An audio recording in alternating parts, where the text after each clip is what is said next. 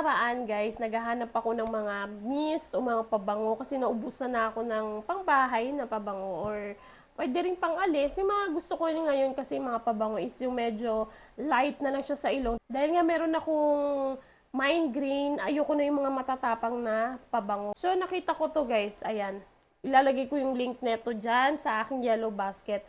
Ang bango niya, light lang yung amoy niya, ang gaan lang yung amoy niya, hindi siya masakit sa ilong at the same time, pang feminine talaga yung scent niya, pero mabango siya.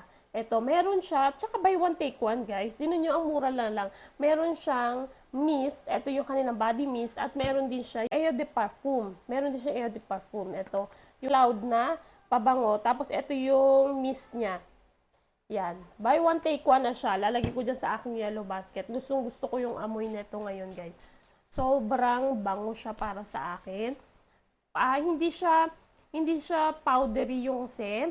Hindi rin siya, wala siyang vanilla scent. Wala rin siyang, tawag dito, wala rin siyang flowery scent o fruity scent. Relax scent lang siya. Parang nasa cloud ka lang. Parang ganun yung atake niya.